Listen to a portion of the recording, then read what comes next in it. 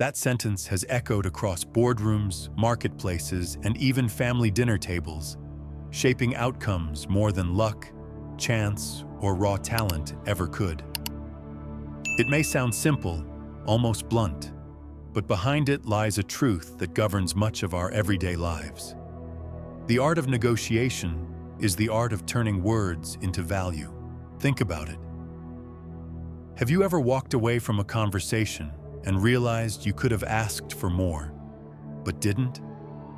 Maybe you agreed to a price too quickly, accepted extra work without additional pay, or even said yes to a family request that didn't sit right with you. We all have. And in those moments, we didn't lose because we lacked resources. We lost because we didn't negotiate. Now flip the perspective. Have you ever secured a better deal simply by asking a question at the right time, or by keeping quiet just long enough for the other side to fill the silence? Those victories, large or small, are proof that negotiation is not reserved for high-stakes corporate titans. It is a universal skill, one that touches every corner of life. This audiobook is not about tricks or manipulation. It's not about browbeating people into submission. It's about recognizing that every human interaction carries value and learning how to shape that value wisely. At its heart, negotiation is a way to harmonize interests, not a battlefield where one side must win and the other must lose. And before we dive deeper, I'd like to invite you, wherever you're listening from right now, whether it's morning in your office, evening on your commute, or late at night in the quiet of your living room, to take a moment and share in the comments where you're tuning in from. I'd also encourage you to subscribe to Audiobook Sanctuary and turn on notifications so you never miss the lessons and stories that could help you unlock more from every word you speak. Let's return to our story. Imagine a bustling marketplace in ancient Mesopotamia. A farmer brings sacks of grain, hoping to trade them for clay pots. He knows the pots are valuable.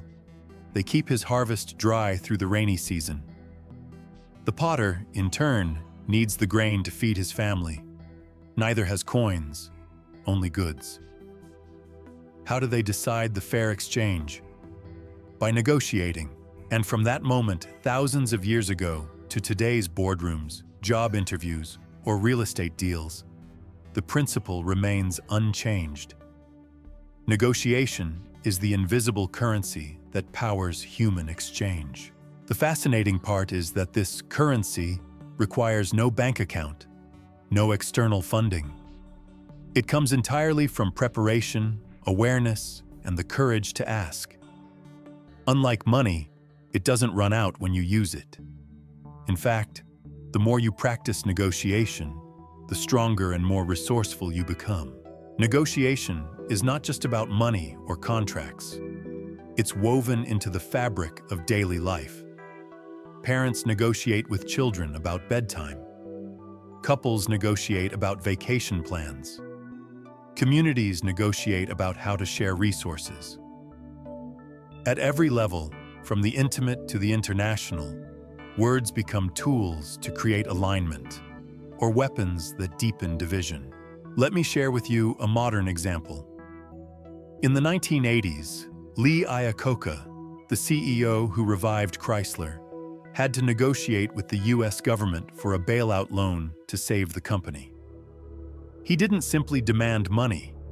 He presented the government with a clear picture of what Chrysler's survival meant for the economy. Jobs, supply chains, communities. His negotiation wasn't just about Chrysler. It was about shared interest. He understood that the most powerful negotiations frame outcomes not in terms of one party's gain, but in the mutual benefits created. That negotiation didn't just save a company. It saved hundreds of thousands of livelihoods. This illustrates a core truth. Negotiation is about value creation, not value extraction.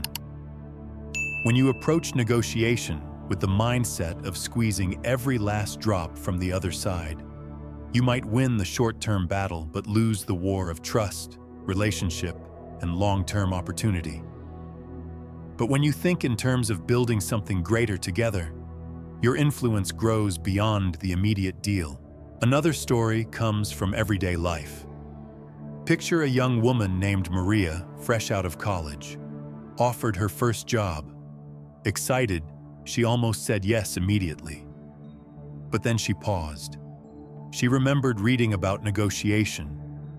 She asked calmly whether the company had flexibility on salary or professional development. She wasn't pushy, just curious. To her surprise, the recruiter came back with not only a slightly higher salary, but also an annual budget for training. Maria didn't use aggression, she used awareness and timing. That small negotiation reshaped the trajectory of her career. What does this tell us? Negotiation rewards those who prepare, who listen, and who dare to ask. It punishes those who assume that what's offered is final, or that their voice carries no weight. And this is why negotiation is not just a business skill. It is a life skill. But let's pause for a moment. Why do so many people hesitate to negotiate? Fear. Fear of rejection, fear of conflict, fear of seeming greedy or ungrateful. We imagine the other side saying no, and we shrink back. Yet the irony is this. Most successful negotiators hear no regularly. They understand it as the start of a conversation, not the end. Thomas Edison, when working with financiers to fund his electric inventions, was rejected countless times. Each no refined his pitch, sharpened his approach, and eventually secured the backing he needed to change the world. Edison wasn't just an inventor of light bulbs. He was a relentless negotiator of ideas. And so, as you listen, remember this. Negotiation is not about having the loudest voice or the highest title. It is about clarity, patience, and resilience. The farmer and the potter had to negotiate with as much care as Lee Iacocca did with the US government. The scale changes, but the principles remain. By now, you may begin to sense the power behind this skill. But before we explore the specific tools and strategies, we must ground ourselves in the essential foundations. Just as no building stands without a firm base, no negotiation succeeds without preparation and listening. You can't improvise your way to consistent success. You must build a foundation that supports you in every situation. In the next section, we will explore those foundations, the practices that distinguish amateurs from true masters. You'll learn why the best negotiators spend more time preparing than talking, why silence often reveals more than speech, and how the act of listening can unlock doors that force can never open. Because if negotiation is the house, preparation and listening are the bricks and mortar. Without them, everything else collapses. The strongest negotiators are not those with the loudest voices or the most impressive titles. They are the ones who understand that every word spoken during a negotiation rests upon a deeper layer of preparation and awareness. Just as a builder would never begin construction without surveying the land and laying a solid foundation, a negotiator must begin long before the actual conversation takes place. Preparation is not glamorous. It doesn't make headlines. But it is the invisible work that determines whether the conversation will end in mutual success or in quiet regret. Consider Abraham Lincoln, who once said, "Give me 6 hours to chop down a tree, and I will spend the first 4 sharpening the axe."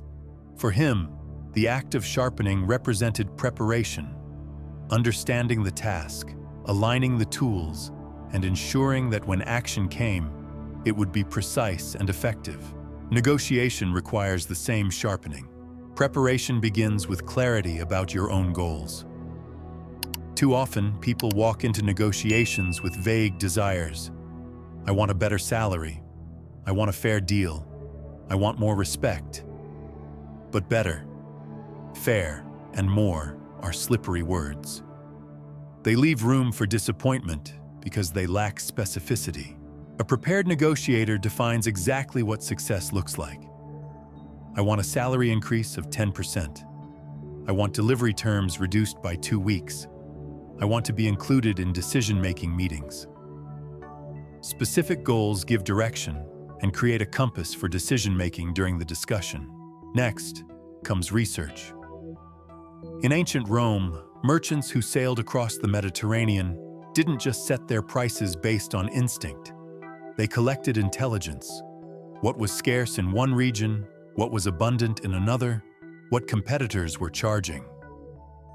That knowledge allowed them to position their goods strategically. In the same way, whether you are preparing for a multi-million-dollar contract or simply asking your landlord for better terms, knowledge is leverage. Know the market rates, know the alternatives available to the other party, and know your own alternatives if the deal falls through. This last point, knowing your alternatives, brings us to a critical concept: BATNA, or best alternative to a negotiated agreement. While we will not dwell on jargon, think of BATNA as your safety net. It answers the question, what will I do if this negotiation fails? If your best alternative is strong, you negotiate with confidence. If it is weak, you must strengthen it before entering the conversation. A worker who has multiple job offers negotiates differently than one with no alternatives. A supplier with several potential clients negotiates differently than one with a single buyer. Knowing your BATNA is like knowing the size of your parachute before jumping from a plane.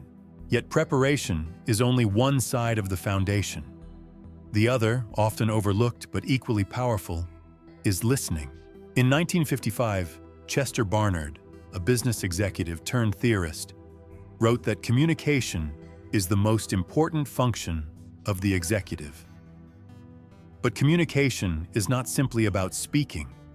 It is about listening, listening with intent, listening for what is not said as much as for what is spoken. In negotiations, people often reveal their deepest needs indirectly. They may talk about price, but what they truly care about is reliability. They may argue about timelines, but beneath the argument lies fear of failure. Only by listening can you uncover these hidden drivers.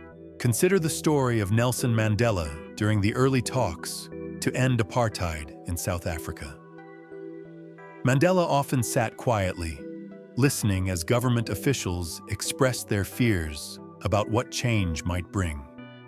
He understood that before he could present his own vision, he had to show that he grasped theirs.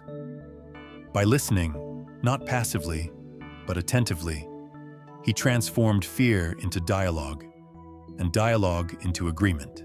His preparation and his listening laid the foundation for one of the most important negotiations of the 20th century. Listening is not just hearing words.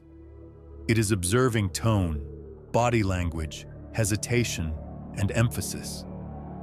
A buyer might say, "We're concerned about the cost," but if their eyes shift or their voice lowers when they say "delivery," then cost may not be the real issue. A spouse may argue about chores, but the real message might be about feeling unappreciated. Listening allows you to see beneath the surface. How do we become better listeners?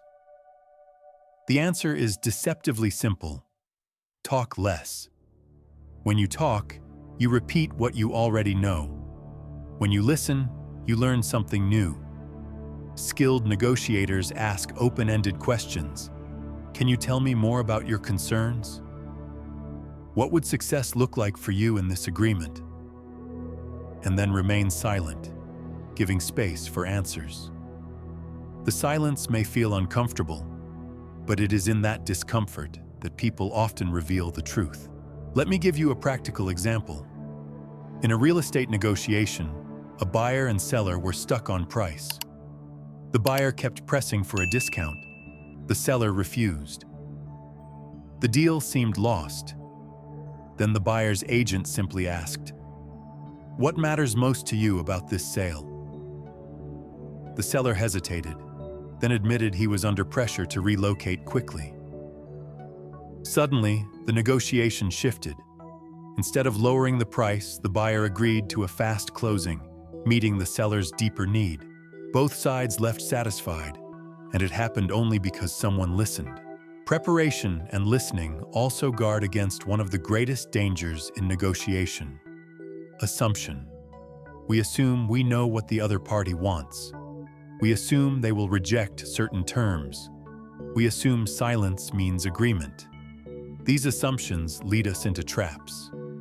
But when we prepare carefully and listen deeply, assumptions give way to clarity, and clarity builds trust. Trust is the invisible currency of negotiation. Without it, even signed agreements collapse. With it, even fragile deals endure. Preparation shows respect. I cared enough to understand. Listening shows empathy. I cared enough to hear. Together they create a bond that words alone cannot forge. Now, as we lay this foundation, you may be wondering, when the conversation actually begins, what tools can we use to shift outcomes in our favor? Once we are prepared and attuned to listening, how do we guide the discussion itself?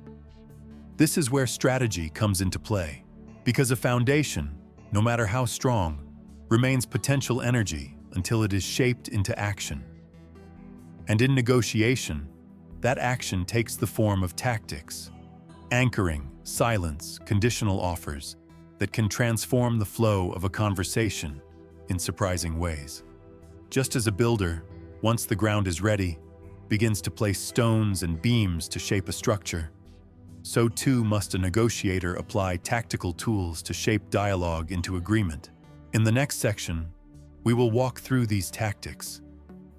You will see how silence can be more powerful than speech, how the first number placed on the table can set the boundaries of possibility, and how offering with conditions can shift perception from conflict to cooperation.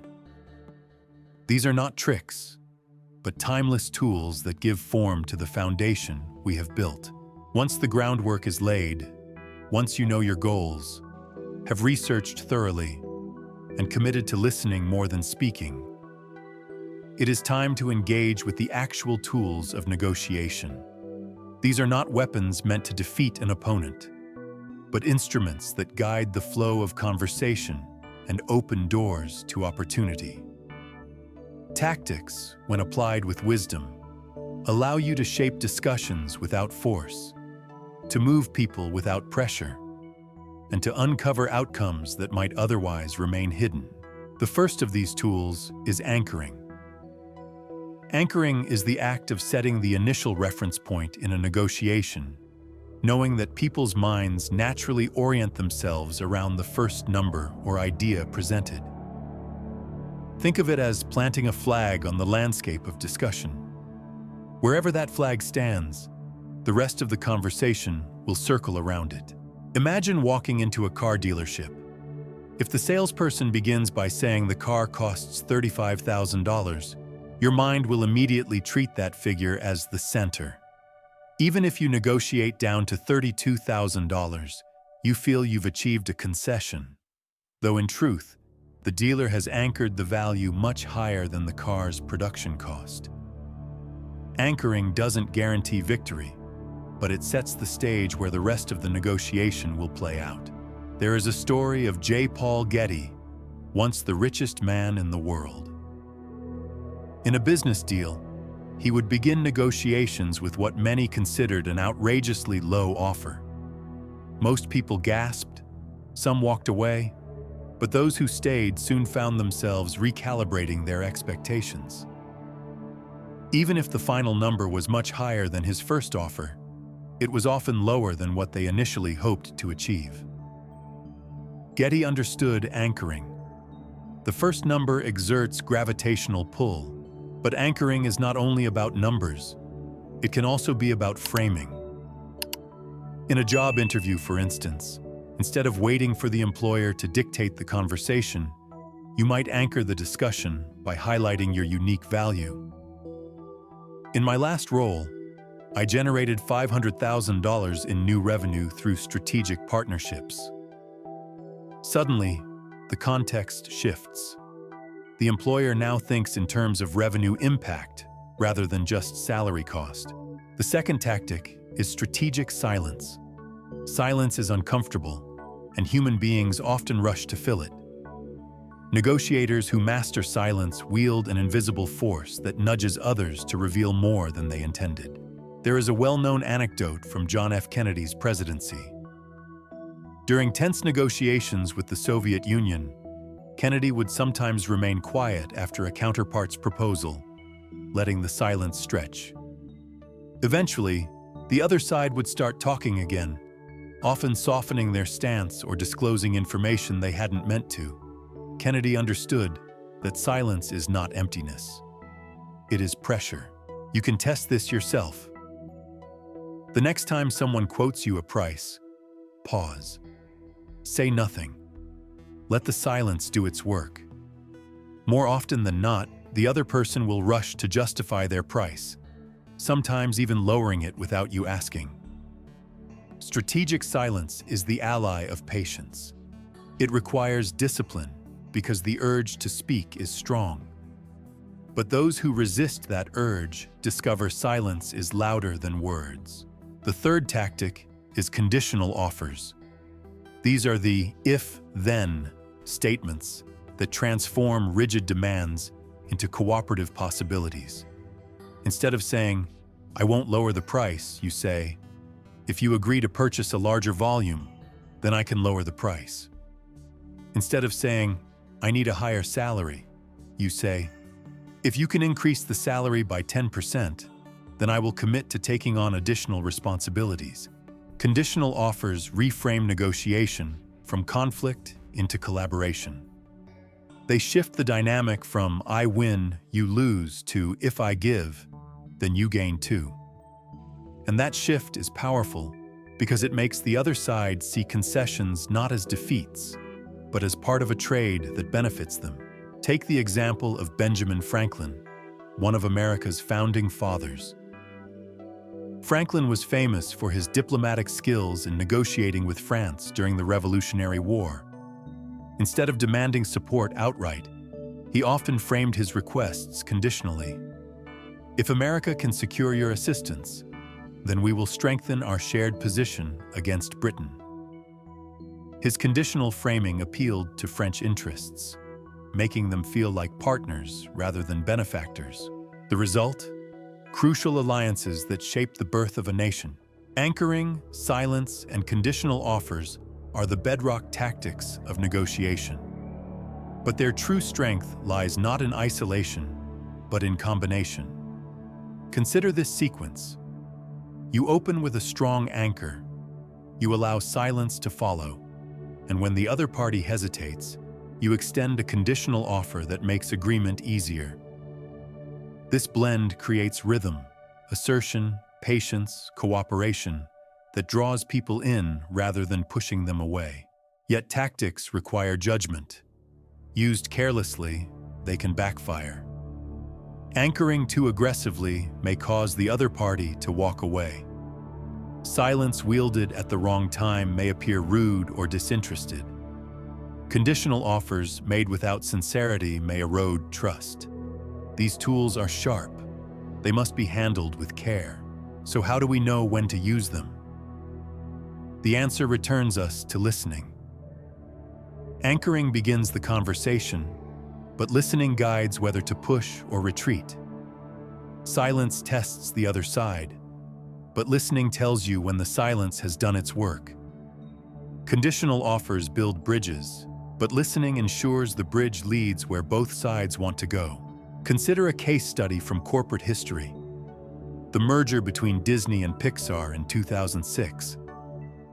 Negotiations between Steve Jobs, who led Pixar, and Bob Iger, Disney's CEO, were fraught with tension.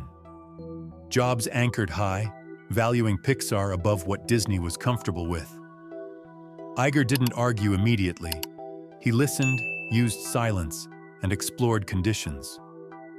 If we move forward, then we must ensure Pixar retains creative independence. This condition reframed the merger not as a takeover, but as a partnership. The outcome?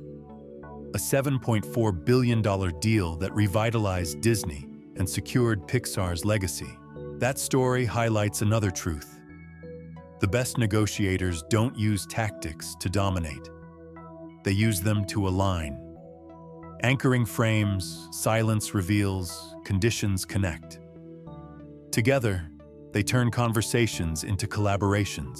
Now, having looked at these core tactics, it's time to move beyond the mechanics of persuasion and into the deeper art of concession. Because no matter how skillful your tactics, negotiation is not about extracting everything. It is about knowing when to give, how much to give, and how to turn giving into gaining. This is where many stumble, thinking that concession is weakness. But in truth, concession, when deliberate and strategic, is one of the greatest strengths a negotiator can possess. And so, as we prepare to enter the next section, remember this. Tactics are tools, but they are not the house itself. They shape and guide, but they cannot stand alone. To truly master negotiation, you must learn not only how to push forward, but also how to step back in ways that invite the other side to move closer.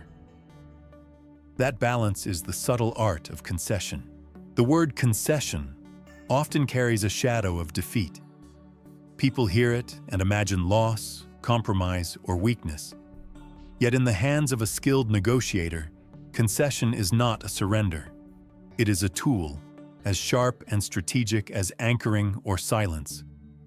To give wisely is not to lose, it is to invest. Think of concession as planting seeds. On the surface, you are giving away something: time, resources, money, or position. But beneath the surface, that gift creates roots that grow into trust, partnership, and long-term benefit. Without concession, negotiations harden into deadlock. With it, conversations breathe, move, and resolve. Let's begin with a story from history. In 1978, at Camp David, U.S. President Jimmy Carter brought together Egyptian President Anwar Sadat and Israeli Prime Minister Menachem begin to negotiate peace after decades of conflict. Both men arrived hardened, unwilling to concede. Yet over 13 days of talks, Carter guided them towards small, intentional concessions. Egypt agreed to formally recognize Israel, a monumental step. In return, Israel agreed to withdraw from the Sinai Peninsula. These were not acts of weakness. They were calculated, courageous concessions that ended 30 years of hostility and paved the way for peace. Without them, the talks would have collapsed.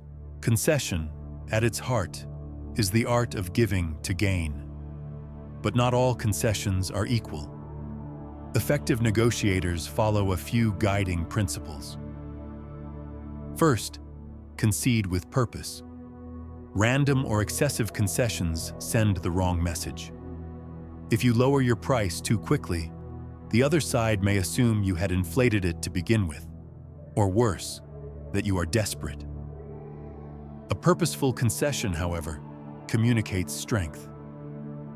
I am willing to move, but only in ways that create balance. Second, concede in increments, not leaps. If you immediately drop from $10,000 to $7,000 in a negotiation, you reveal your flexibility too soon. But if you reduce from $10,000 to $9,500, then later to $9,200, each concession signals effort without collapse. You teach the other side that movement requires reciprocity. Third, ask for something in return. Concession should feel like a trade, not a gift. If you extend a delivery deadline, ask for faster payment. If you lower the price, ask for larger volume. This turns concessions into conditional offers that strengthen rather than weaken your position. there is a story from retail giant Walmart's rise. When negotiating with suppliers, Walmart often demanded lower prices. Many suppliers initially resisted, fearing profit loss. But those who agreed, while securing larger, guaranteed volumes in return, often found themselves more profitable in the long run. They conceded on price but gained on stability. The concession became an investment. Concessions also serve a psychological function. They show goodwill. Humans are wired for reciprocity. When someone extends generosity, we feel a natural impulse to return it. A negotiator who never concedes anything risks appearing rigid, even hostile. But one who offers small, thoughtful concessions signals openness. This opens the door for the other side to soften in return. Let's consider a personal example. Imagine two siblings negotiating over their late parents' estate. Emotions run high. One wants the family home. The other wants a fair financial share. If one sibling immediately insists, "The house is mine, no compromise," the other will resist. But if the first sibling says, "If you allow me to keep the house, I'll agree to cover your share of maintenance costs and buy out your portion," the tone shifts. The concession transforms conflict into cooperation. Now you might ask, how do we know when to concede? The answer lies in balance. Too much concession erodes your credibility. Too little leads to stalemate. The key is to see concession as choreography. You step forward, the other steps back, and together you move toward resolution. Skilled negotiators also know the value of timing. A concession given too early may be wasted. But a concession given at the right moment can unlock the final agreement. Think of Winston Churchill during World War II. In his negotiations with Roosevelt, Churchill conceded certain points on colonial independence, something deeply sensitive for Britain. He didn't make those concessions lightly, but by offering them at critical junctures, he secured American support that proved vital for survival. The timing of those concessions altered history. Another dimension of concession is framing. A concession can feel large or small depending on how it is presented. If you say, "Fine, I'll give you a discount," it sounds reluctant. But if you frame it as, "I'm prepared to reduce the cost by 5%, provided we sign today, because I value our long-term relationship," it feels intentional, even generous. The concession becomes a gift with meaning, not an act of surrender. But perhaps the most important lesson is this. Concessions are not just about the deal. They are about the relationship. When you concede strategically, you send a signal that you are not merely chasing victory. You are building trust. And trust, once established, multiplies across future negotiations. Let's reflect on a simple, everyday scene. A couple debates where to go on vacation. One partner wants the mountains, the other the beach. After some discussion, one says, "If we spend this year at the beach, then next year we'll plan the mountains." It is a concession, but it preserves harmony. Both win because the relationship itself is prioritized. Without concession, even the best tactics fall flat. Anchoring may set the stage, silence may create pressure, conditions may invite collaboration, but without willingness to give, negotiations stagnate. Concession is the breath that keeps dialogue alive, and yet, it is also where the greatest caution is needed.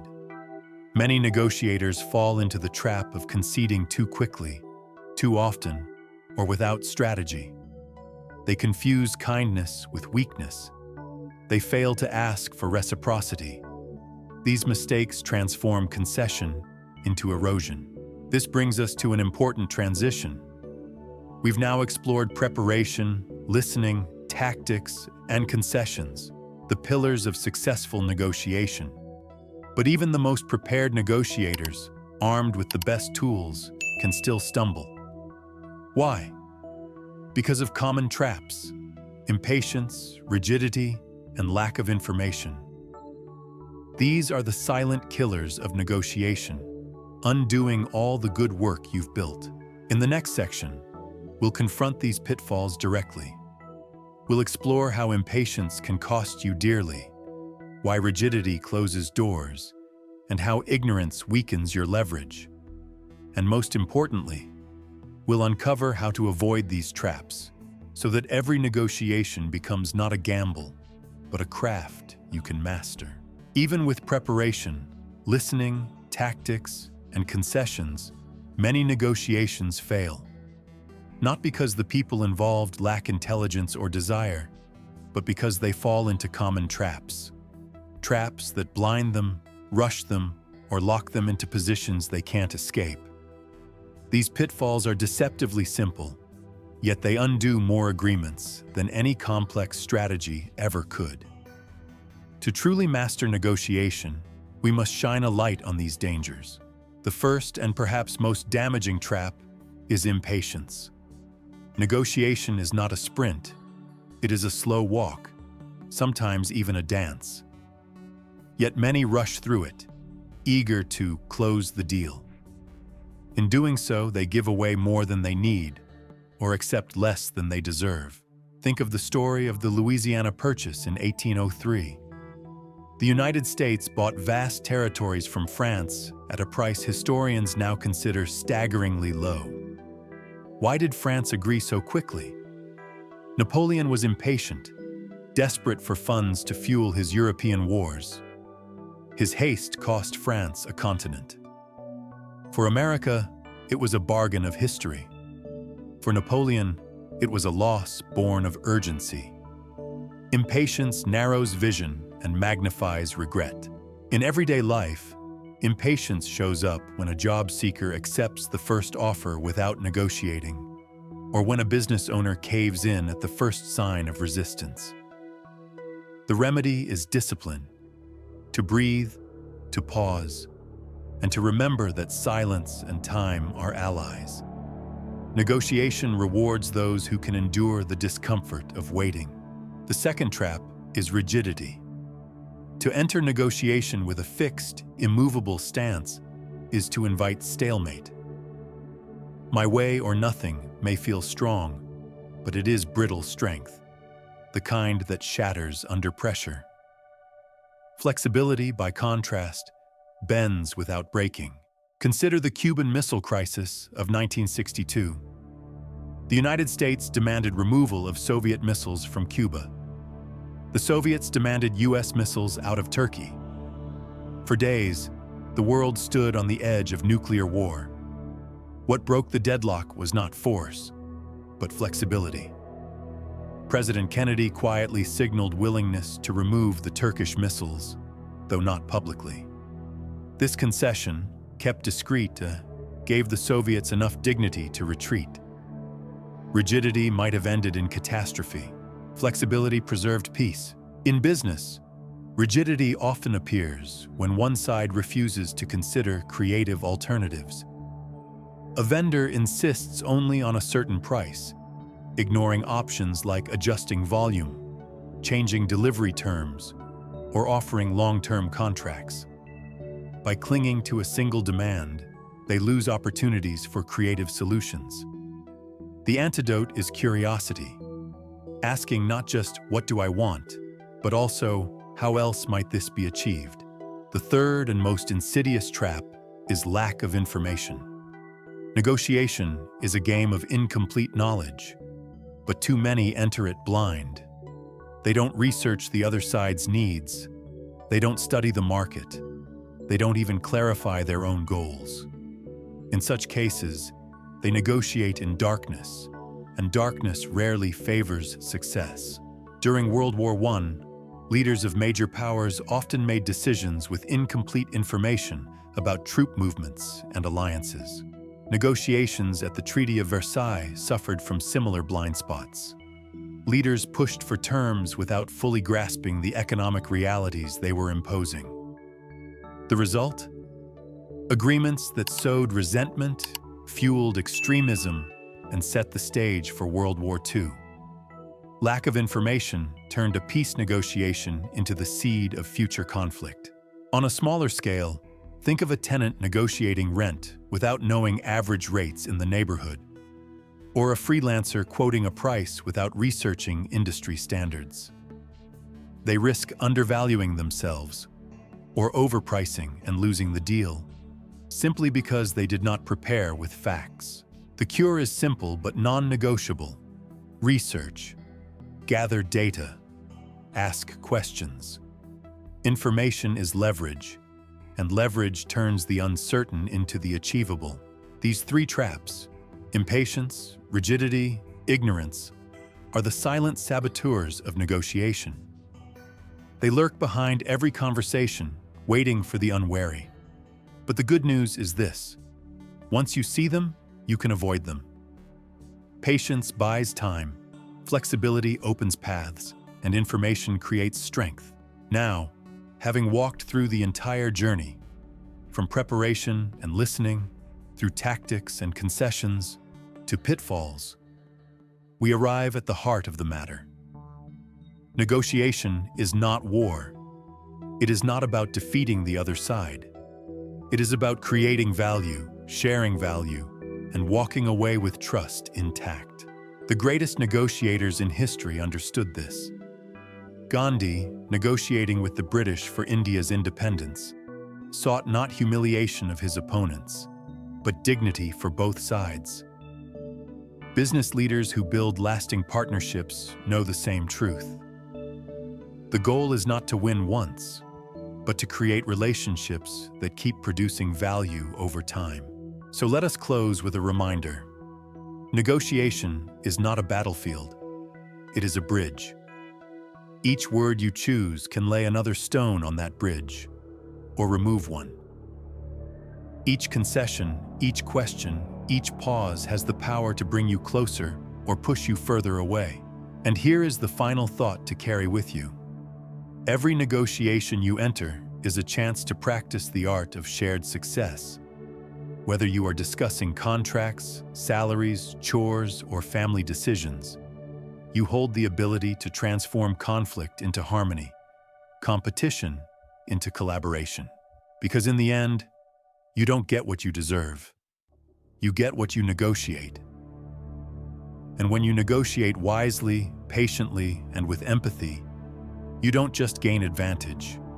You create a world where everyone can win. Closing 500 words. As we step back and reflect, let's trace the path we've walked together. We began with the truth that negotiation is everywhere, at the market, at the office, in our homes.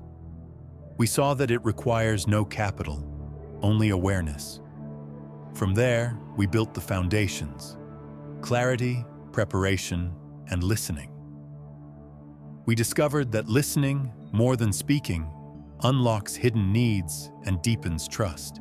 We then explored tactics: anchoring, silence, and conditional offers. Each is a lever that shifts the flow of conversation, not through force, but through timing and placement. Used wisely, they frame, reveal, and connect. But tactics alone are not enough. So we learned the subtle art of concession. Giving with purpose, trading rather than surrendering, timing concessions to create movement. We saw how concessions build trust and open doors that tactics alone cannot. Finally, we faced the traps: impatience, rigidity, and ignorance. These are the cracks that undermine even the strongest negotiators. We learned that patience turns silence into strength, that flexibility creates options, and that knowledge transforms vulnerability into power. Together, these lessons form a compass, and that compass points to a single truth. Negotiation is not about domination, but cooperation. It is not about squeezing the last drop, but about creating new possibilities. The ultimate win is not when one side leaves triumphant and the other defeated, But when both leave knowing they gained more together than they could have apart. So here is my invitation to you. Don't wait for a boardroom or $1 million deal to practice. Start today. Negotiate with your children about bedtime, with your spouse about weekend plans, with a colleague about how to share tasks. Apply patience. Listen deeply. Try a moment of silence. Offer a concession with intention. And watch how these small choices ripple outward, building confidence for the larger conversations to come. Because negotiation is not something you master once and then possess forever. It is a living skill, honed through practice, refined through reflection, and enriched by each interaction. Like any art, it grows as you grow. And as you carry this forward, remember the closing truth. Every word you speak holds power. It can divide or connect, harden or soften, close doors or open them wide. Every negotiation is a chance not only to gain, but to give, not only to win, but to weave trust. So the next time you face a negotiation, large or small, pause and recall these words. Negotiation is not a fight to be won. It is an opportunity to create a world where both sides walk away stronger. And never forget, each word you speak has the power to become benefit for you and for those across the table.